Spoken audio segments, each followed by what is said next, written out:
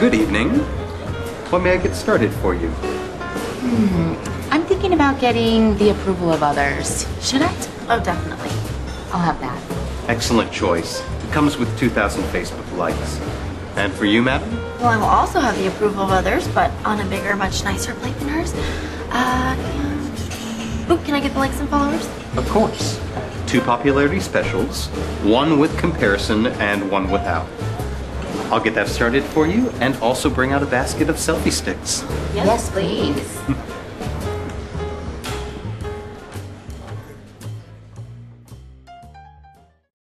All right. What's up, everybody? Man, I got some good news. We made it. You made it. We all made it, man. Only like, 18 hours? No, less than that. Wow, like 12 hours. And we're in the new year. We made it. So go ahead and give your neighbor a high five. We're making it through 2017. Man, so it's been an exciting year. I mean, this is definitely like a year for the history books. I mean, like totally a year for the history books, right? And so, man, it's been a lot of fun. For me, it's been a lot of fun. Got married, got a house, and stuff like that. Went to 2 services here at the church. But, it's been a fun year. I think when we look back at 2017, we're going to be like, whoa, how did we survive, right? So, but the new year is also a lot of fun, right? It's a chance for a lot of us to do that thing where we hit the reset button and be like, all right, now it's time to do things different, right? But so I want to start out with something kind of fun. Is that okay? So we're doing a series called I Choose. And to start out the new year, I thought I would kind of showcase some areas where maybe people didn't make the best choice in 2017. And how many of you guys know that, like, Florida is pretty much like where all the crazy people go, right? Like, we're the crazy people. And so there's like a hashtag called Only in Florida. And so I have a couple news stories here for you guys. And so I'm going to read some of these to you. We got some pictures for some of them to show some people who maybe didn't make the best choice in 2017. So the first one, we got a picture with it. This is actually true stuff. This is true stuff. And in Miami, this is what the headline said. It said, a Miami attorney's arson case. So it's dealing with like fire, arson. So a Miami attorney's arson case went up in flames when his own pants caught fire during closing arguments. That's true. That's the guy right there. Yeah, he's a celebrity now. Good job. No. And so that means it's just crazy. It's crazy. Only in Florida. And so the next one, we got a picture for it too. It said, this is the headline. It says, in what may be the mugshot of the year, a man with Joker tattoos on his face was arrested for waving a gun in Miami traffic. Only in Florida. And all right, we got some other ones here. These ones don't have pictures with it, but it's still a lot of fun. So, a Fort Myers man was charged with abusing the 911 system after repeatedly calling police and demanding he be taken to a mental facility to see his wife, Taylor Swift. It could be true. It could be true. But come on, only in Florida, guys. All right, another one. So a Highlands County woman was arrested after allowing, this is just crazy, y'all, just crazy. After allowing, get a load of this, a snake to bite her toddler, and then, of course, posting the video to social media. What? Only in Florida, man. That's just messed up, dude. And here's another one. All right, and so we know the Villages. The Villages is like 20 minutes south of here. It's like 150,000 retirees. Some people call it the Yankee graveyard, but, we won't go there. But here's what the headline said. It said, the huge retirement community of the Villages was the scene of a huge bust involving heroin, meth, and golf cart parts. What? Only in Florida, y'all. Only in Florida. All right, we got 2 more with pictures. All right, here we go.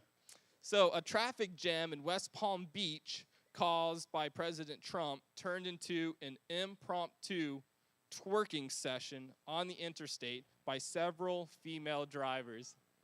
Only in Florida, y'all. Only in Florida. All right, here's the last one. All right, so 2 Jacksonville men were charged with stealing an entire power pole while hurricane victims were without power. Like, dude, look at that. I give it to them, man. I think it's probably so heavy, but they got on top of their car, and they're, like, trying to drive with that, man. They got arrested. Only in Florida. So But one thing that's, so 2017's been a fun year, and these people didn't make the best choice, but we can make the best choice, right? And so as we're heading into 2018, it's a time for us to hit refresh and say, hey, listen up. It's time for us to make the best decisions. Because here's the truth. Our lives, think about this, our lives are dictated by the decisions that we make. I'll say that again. Our lives are dictated by the decisions that we make. And so as we go on into the sermon, this is what we're going to do. So this series is called I Choose. And so we're going to be looking at 2 choices that we can make. And next week we're going to be looking at surrender versus control. But today we're going to be looking at purpose versus popularity. Purpose versus popularity. We have a choice. We can choose one or the other. And it's not like there's no gray area in the middle. But if you're looking at what is going to be your choice for 2018, are you going to choose purpose or are you going to choose popularity?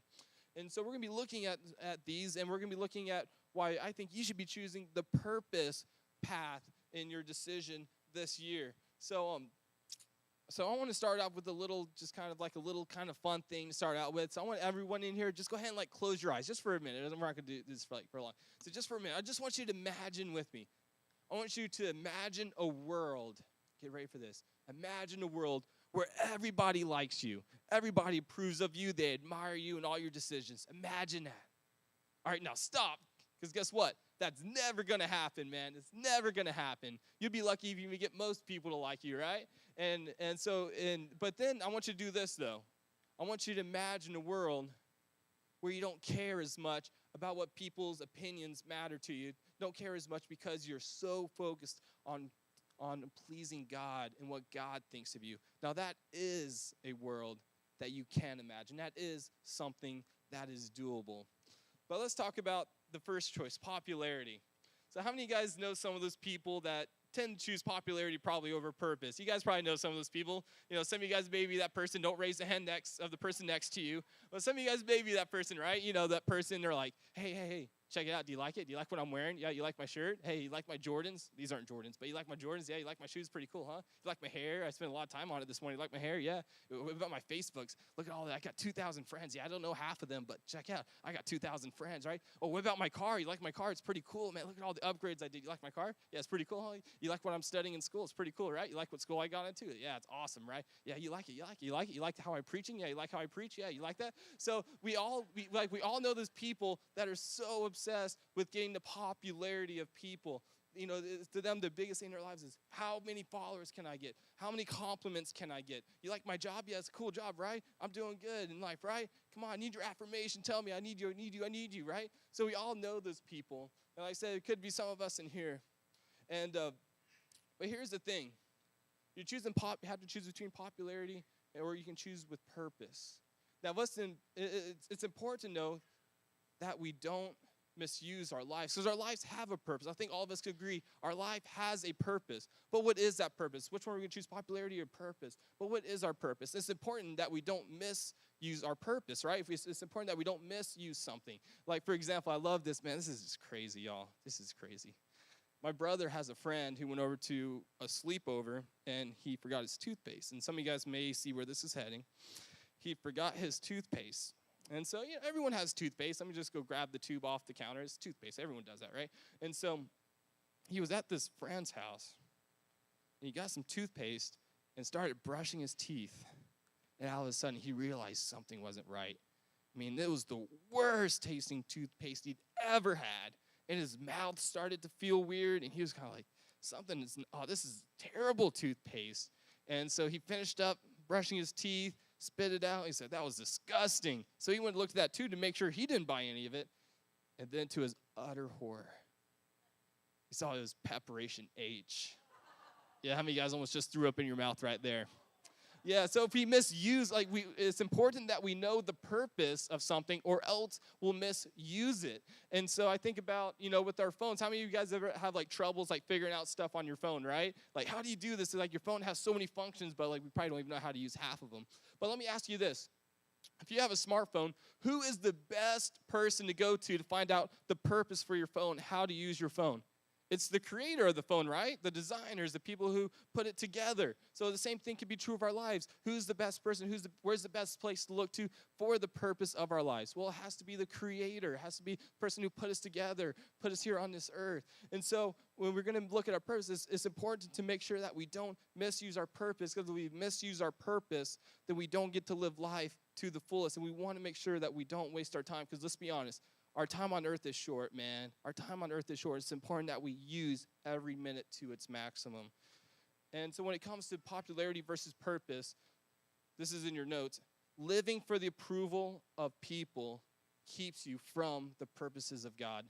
Living for the approval of others, of people, keeps you from the purposes of God. And you can say the quickest way to lose that purpose, or the quickest way to forget what God thinks about you, is to care about what others think about us.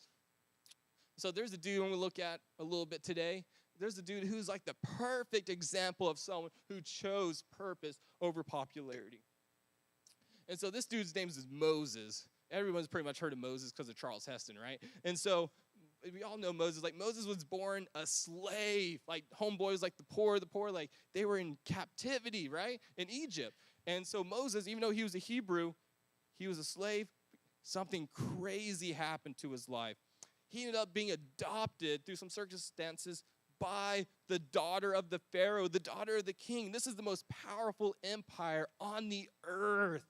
Imagine that. That would be like if someone was, imagine like if you got like adopted into like the monarch there in England, right? Like you guys be like, oh yeah, man, get to be related to Princess Kate. Yeah, what's up with that, right? No, so imagine, I mean, you'd have the fame, you'd have the money to do what you want. You could go anywhere in the world you wanted. You would have all of it. You'd have the popularity, like nobody's business, right? So imagine, like, if you guys are like me, you guys were probably so poor when you grew up. When you went to the dollar store, that was like, or when we went to McDonald's, you only got one thing off the dollar menu, right? Anybody else, as a kid, only one thing off the dollar menu? No, just me. Like, some of us were like so poor, man. Imagine that, like going from that to going to being in like the household of the king and queen of England, right? So that's what happened to Moses. But check this out. A New Testament writer, he writes about Moses, and check out what he says, because this is phenomenal. So it says, this is in Hebrews, this is in your notes too. It says, by faith, Moses, when he had grown up, refused to be known as the son of Pharaoh's daughter. Now this is key. In the next verse, the second word there, this is what we're talking about today. He chose, let's say that together. He chose, one more time, he chose to be mistreated along with the people of God rather than to enjoy the fleeting pleasures of sin. Get a load of this. He regarded disgrace for the sake of Christ as what? Greater value than the treasures of Egypt. But why? It's because he was looking ahead to his reward. So with Moses, what it came down to is he could choose between comfort and calling, or he could choose between popularity and purpose. And both times, he chose calling and he chose purpose. And because he did that, he was able to be one of the most famous guys in the Bible, one of the biggest heroes of all time, because he was able to lead the Israelites out of captivity. Some of the most miraculous things we saw in the Bible happened because he chose calling over comfort. He chose purpose over popularity. And that's important to know. Now, we're going to be looking at how this plays out in our lives. But before we do that, I think we need to break down this purpose thing. Because I think a lot of us, when we think about purpose, like we think about, what is the purpose of my life, right? Like as a pastor, that's something that we talk about a lot, and the things that we think about a lot, and people think about, what is the purpose of my life? But when we think about purpose, we think about like a big P, right? Like, what is the big P purpose of my life? And that's kind of hard. That's kind of hard to think about. Like, what is the big P? Is it to go to Africa and help kids? Is it to go and just start a business and try to be a millionaire? Like, what is the big P of my life? But instead, I think what God wants us to do is think about the little P's. You say, think about the little P's? Yeah, think about the little P's. Instead of worrying about what is the big P for my life, think about what is the little purposes that you have in the moment that you are in right now.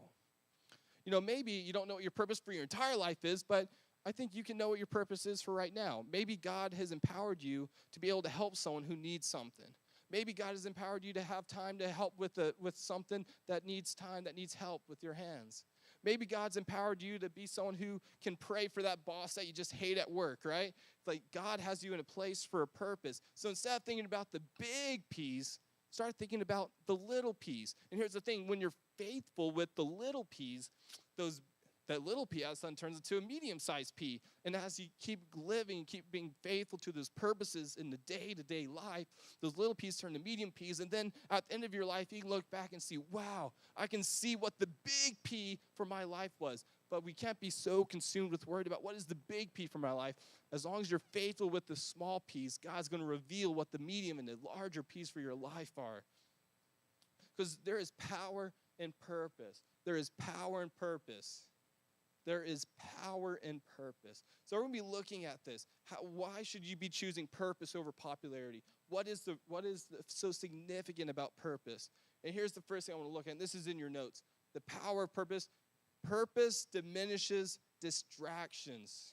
Purpose diminishes distractions. How many of you guys know, like, one of the biggest things is the curse of comparison? Anybody guilty of that? Yeah, keeping up with the Joneses, right? Yeah. You know, how often do we do that? We look at so-and-so, we'd be like, man, they're like 10 years younger than me, but they're like making more money than me. That's not cool. Like, man, I'm so far behind in life. Look at that person. They got a nicer house than me. I don't like that. I mean, I'm doing really bad. Look at their hair. Their hair is so much nicer than mine. They don't even need to wear makeup, and they're in their 30s. Like, God hates me or something. Or, you know, we think about things like, hey, man, look at their job. Their job's so much better than mine. Look at their body. Look how strong they are. They got, like, you know, their muscles like pop out of their shirts, man, and I'm just like a little skinny dude. I'm a little stick, right? So we're so guilty, and we do this so often where we're so concerned about comparisons, and it doesn't help us. In fact, distractions keep us from our purpose in life. But when we have purpose, and when purpose is what drives us, the cool thing is that purpose diminishes distractions. Well, there's this really cool dude in the Bible. His name's Nehemiah, and his story is incredible. In the kids' church, we used to remember Nehemiah because they had the knee, and it was like a picture of like the knee next to a wall because he built the wall around Jerusalem. So it's like Nehemiah, so we remembered his name like that. But so there's this dude named Nehemiah. He lived about 400 years before Jesus. But the cool thing about Nehemiah is, in his time, Jerusalem was devastated. It had been conquered. The Jews had been scattered all over the Middle East. But God was able to use Nehemiah for a great purpose. Remember the P's? We're talking about the P's. So Nehemiah was able to be used for an incredible purpose. And this is what it was. When he came back to Jerusalem with some of his fellow Israelites, he saw that the wall around Jerusalem was in rubbles, and he had a holy anger. He had a righteous anger. He said, it's not right that these walls are down. The walls need to be restored. And hey, think about this. If God gives you a holy anger about something, like, man, there's starving kids in Africa, I don't think that is right. Hey, guess what? That could be one of those P's. We're talking about this P's. And so anyway, so Nehemiah, he gets back and he gets to Jerusalem and he says, this isn't right. And so he gets this group of people and they're rebuilding the walls. But guess what happened? We have these guys that come up and they're enemies of God, and they come up and they say, Nehemiah. Nehemiah's up there working on the wall, and the guys are, hey, Nehemiah, what are you doing, man? What are you working on that wall for? You know you're not going to be able to finish it. It's too big of a project. You're not going to be able to do it. And a lot of you guys probably have people in your life that you feel are that same way. They're trying to distract you from the things that you feel like you are called to do. So these guys are looking at Nehemiah. What are you doing? You're never going to be able to finish that, dude. You're wasting your time, Nehemiah. Get on down here, man. You shouldn't be doing that. And check out what Nehemiah says. He says something incredible that I think that we need to adopt as believers and as people. This is what he says. He looks down at them and he says, I can't get down. I am doing a great work. Think about that. I can't get down. I'm doing a great work. I don't have time to be distracted by you.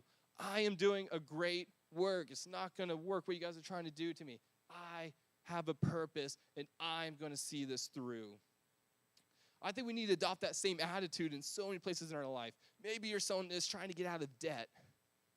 And here you are, you're making your lunches and taking it to work in the brown paper bag, and you got people at work saying, why are you doing that, man? Come out to lunch with us. It's going to be so much fun. Or if you're a UCF fan like me, you may be like, hey, listen, you need to go to the Peach Bowl. It's tomorrow. I know it's $150 a ticket. Come on, let's go. And you're like, man, I'd love to. That sounds so much fun. But we need to have that attitude that says, hey, listen, I am doing a great work. I don't have time for you today, son. No, not like that. Don't say that to anybody. That's kind of rude. But we need to have that attitude, though. Listen, I don't have time to get down. I'm doing great work. Maybe you're trying to stay pure before marriage, sexually pure, and people are like, dude, so much fun. What are you doing? That's so old school, man. That's so old-fashioned. You love each other. Come on, let's just go do it. Go do it, man. But you say, listen, I'm doing a great work. I'm waiting for my reward. I'm doing a great work. I don't have time for you. Or maybe you're trying to be a stay-at-home mom, and you got people attacking you saying, listen, you have so much potential. You have so much talent. You can make so much money. Why are you going to waste your time at home? Just put them in daycare. There's places for that. You can do so much better than that. Listen, I'm doing a great work. I don't have time for you right now. We need to have that attitude because purpose diminishes distractions. There's power in purpose. There's power in purpose. And so, and this is something else to think about. Whenever you're following purpose, I think you guys have probably seen this in your lives. Whenever you're following purpose, what usually follows purpose? Pain. You guys know what I'm talking about. Even if you're just a Hollywood fan, think about any movie you like. Like the main character has to go through what? Pain. I mean, even Hallmark, like Disney channels, you name it. Like all the main characters have to go through pain because there's pain and purpose. You know, if you're a Star Wars fan like me, think about every single main character gets a hand cut off or something, right? There's pain and purpose. And I think about, women, for many moms, they say that the greatest purpose in their life was having their kids. There's pain and purpose. I remember when I was in high school, I took some medical classes. And there was this video that we were able to watch. We were talking about the development of children and stuff. And we were able to watch this show where it showed a live birth. It showed everything. And as a 10th grader, you can imagine, a 10th grade boy probably doesn't want to watch that. But how many of you guys probably know a 10th grade boy probably doesn't want to miss that, get a little bit of that FOMO, fear of missing out, right? And, oh my gosh. I don't know how women do it, man. It's like a watermelon coming out of a garden hose. For real. That has to be so painful. I remember learning, we learned later that the pain of childbirth is literally one of the most intense pains a human can go through.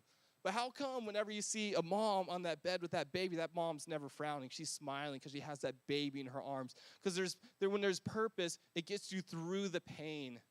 It gets you through the pain. And when you're following Christ, when you're following the purpose for your life, people aren't going to understand it. People aren't going to be able to understand why you're giving your life to this thing or why you're spending your time or your money on this stuff when it's your calling or your purpose. And so it's important that we stay to that purpose and let that purpose be what drives us because purpose diminishes distractions. It gets us through the pain.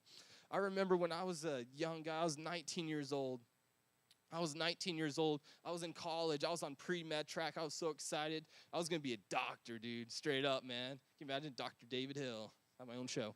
But I was going to be Dr. David. And, I did so much research. I was ready. I finished my AA here in Ocala. I'd already got into UCF to be a biology major, had my classes lined up. I was ready, man. I was so ready. I was prepared to be a doctor. I'd already had the kind of house I was going to live in and stuff. It's going to have 3 acres. 2 of it's going to be woods. 1 of it cleared out, so I have room for a football field for the kids. I had it planned out, man. I had it planned out. But I remember May 19th, it would have been 2011. I was working at Chick-fil-A in the back. I was just washing dishes one night. We were closing up. I was all by myself. I remember it felt like the only thing that would have been more clear would have been an audible voice. I felt God tell me, why are you running away from your calling? And instantly I broke down because I knew what God was telling me. I knew that my calling was to be in full-time ministry. I knew I wasn't following what God's purpose was for my life. I think being a doctor would have been great. I could have been able to help a lot of people. But I knew it wasn't what God's purpose was for my life. And I remember, luckily with my family was very supportive of me changing my major. I remember there was other people they weren't too happy about it. I remember there was a doctor, he was a family friend of ours. I looked up to him a lot. I remember telling him that, and he told me, he's like, David, listen, I don't think you need to do that. I think you need to, become a doctor. You can be a pastor on the side. But I think you should, I think you're making the wrong choice. I remember it hurt so bad because this guy I looked up to, but he was telling me, listen, you're making the wrong choice. And I knew it was so clear to me that I needed to do this. And now, looking 6 years later, I know for a fact that it was where I needed to be and do what I needed to do. But back then, I remember it hurt so bad because he didn't understand my calling. He didn't understand what was going. But when you have purpose, it gets you through the pain. And after I finished college, I ended up cutting lawns for 3 years with a college degree so I can help this church get built and help this church get launched. 3 years with a college degree, I ended up cutting grass. I remember being so humbled by it. I remember I had friends. They would laugh at me when they learned I was like cutting lawns. I don't think there's anything wrong with cutting lawns. I'll do it again. But I remember like friends being like, okay, that's what you do. You know, they kind of being polite. You finish college and that's what you're doing with that. That's what you're doing with your time. I remember it took a lot. It hurt. But when you have purpose, it gets you through the pain. When you have purpose, it diminishes the distractions. There's power in purpose. And the other thing is that when you have purpose, it empowers you to please God, which I think for a lot of us can seem so daunting. Like, how can we please God? Like, I'm a human, dude. Like we all know like our insecurities. We know the things that we mess up on. And we think about God and we think about God's perfect. There's no way that we can please God. When we look at the heroes of the Bible, it's like there's no way I can stack up against them. But how can we please God? Well, for one thing, it's by living by faith, putting our trust in God, being faithful. Remember those little P's, the little P's? Being faithful in those little P's. Each day waking up, dying to ourselves. Each day going out there looking for ways that we can show God's love to others. That's how we can please God. And one thing I really think is pretty cool is that when we realize that we can please God, we can't please everyone, but we can please God, it frees us from the opinions of others, because the opinions of others will keep us back, like we talked about earlier. The approval of others will keep us from living the purposes of God for our lives. I love it. In the New Testament, there's these stories that Jesus had left. He was crucified, raised from the dead. And then he'd gone to leave the disciples to get the church up and running. Like the most disqualified guys like ever to do this. Like it was crazy that Jesus trusted these guys. But here they are. They're giving their lives for this purpose of the church, the purpose of spreading the message of Jesus. And these guys are literally like being in prison. They're being beaten. Some of them were killed off. And finally, they took some of the key leaders. They brought them to the government. They brought them to the religious leaders. The religious leaders told them, they said, you must stop teaching that name. Check out what they said. It's in your notes too. It says, Peter and the other apostles replied, we must obey God rather than human beings. We must obey God rather than human beings. What faith it must have taken. How scary. They could have been killed right there on the spot for just saying that. Could have been killed. We can't please everyone, but we can please God. And it's in those little P's is how we please God. The little P's, when God gives us something to do, when God reveals a way you can help others and love others, being faithful in those little P's is how we can please God. You can choose purpose or popularity. We're going to be wrapping up pretty soon. I want to go back to that verse with Moses. Back in Hebrews, it talks about Moses and the decision that he made. He said Moses disregarded, he became disgraceful for the sake of Christ. He saw that as greater value than all the treasures of Egypt because he knew he was what? Looking ahead to his reward. Is there value in being liked by people? Absolutely. Absolutely. I think there is. But there's greater value in being loved by God. Is there value in having fun with friends? Absolutely. But there's greater value in being faithful to God. Is there value in starting something important? Absolutely. But there's greater value in finishing. Is there value in comfort? Yeah, sure, absolutely. But there's greater value in calling. Is there value in being popular? Yeah, I think there can be. But there's greater value in God's purposes for your life. So maybe you're that person, you're raising kids and you got a baby, and when you got babies, you're changing all those diapers, right? I got each one of those diapers are little P's, changing a diaper, little P's, and sometimes you get a medium P, and you're like, all right, you hand that off to someone else. But just like Moses looked ahead to his reward. Moses looked ahead to his reward. All his little P's create a big P, and it's called your child. So stay faithful in that. Stay faithful in raising that child. Maybe you're getting out of debt, and it sucks. It's hard. You have to make so many sacrifices every single day. Those little P's adds up. but you looked ahead to the reward of being out of debt. You stay faithful in those P's. You stay faithful in it. Maybe you're fostering children. It's the hardest thing you've ever done, but it's also the most rewarding thing you've ever done. And it's so hard. You gotta remember, purpose gets you through the pain. Purpose gets you through the pain. And maybe you're living for Jesus. Maybe people are heckling you for it. Maybe your family doesn't understand. Your friends don't understand why you're living for this God that you can't see, but you say is real and that you say you can feel, and you feel his love and presence and forgiveness in your life. You gotta remember, you can't please everyone, but you can please God. There's greater purpose. There's greater purpose in calling than there is in comfort. It can be tough. It can be tough to do this. We're talking about the series called I Choose. Decisions can be hard. It really is. One thing that's really cool is getting involved with other people makes it easier. We have life groups in a couple weeks. Make sure to get into a group because circles are better than rows. When you get around people that have the same goals in life as you, it helps you accomplish those goals. It helps you to choose purpose over popularity. So here we are, the end of 2017. For some of us, it could have been the worst year. Some of us, it could have been the greatest year. But here we got a new year that we're staring down. How's 2018 going to look? How's your life going to look?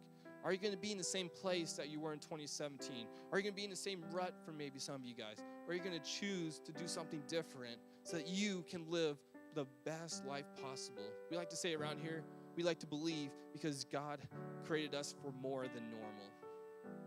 So what's your choice going to be this year? Are you going to choose popularity or are you going to choose purpose? Imagine at the end of your life when you're faithful in this little P's, and then those little P's make bigger P's, and then at the end of your life, you get to look and see what was the purpose of my life. You get to look back and see all the things that you were faithful in and see all the good that you did and how you're able to please God. Because at the end of the day, no one really, we're all buried in the same grave, right? But think about all those little pieces, how they add up to that greater purpose that God has for our life. But it all comes down to decisions because we are the result of the decisions that we make.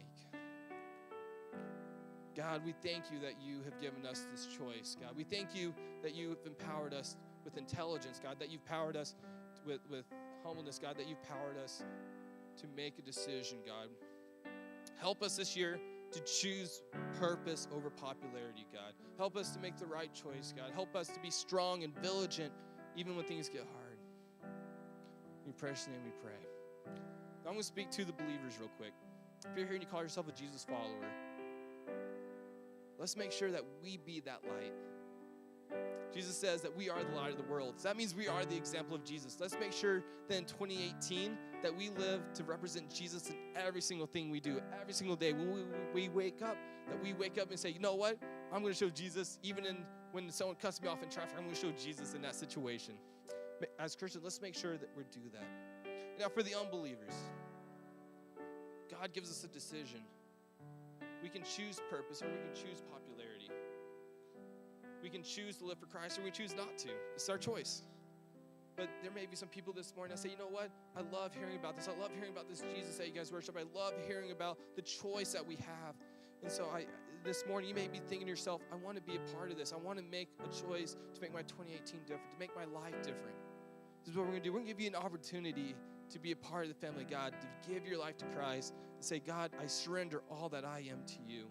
So I want my life to represent you, my life calling, my purpose to be your purpose for my life. So this is what I'm going to ask. I'm going to ask everyone, go ahead and close your eyes. Go ahead and close your eyes right here where you're sitting. This making a choice to follow Christ is one of the hardest, but it's also the best decision you can ever make in your life. God gave his all for us. He asked us to make the choice to make him our Lord, to come in and make us a new person. So this is what I'm going to do. We're not going to ask you to come down to the front. We're not going to ask you to raise your hand. We're just going to have, while everyone has their eyes closed, I'm just going to ask, if you want to make that decision here at the end of 2017, if you want to make that decision to follow Christ, I'm just going to ask you to make eye contact with me. That's it. It's not going to be anything weird. No one's going to know. It's just going to be between me, you, and God. So on the count of 3, if you want to make that choice, just make eye contact with me. Say, I am deciding. I am making the choice to surrender my all to the purposes of God for my life. On the count of 3, 1, 2, 3. 3. Just eye contact. I agree with you, amen. I'm agreeing with you, amen.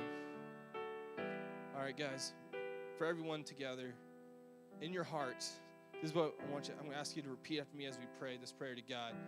So just in your own heart, say, God, I believe that you died for me. God, I believe that you have a plan for my life.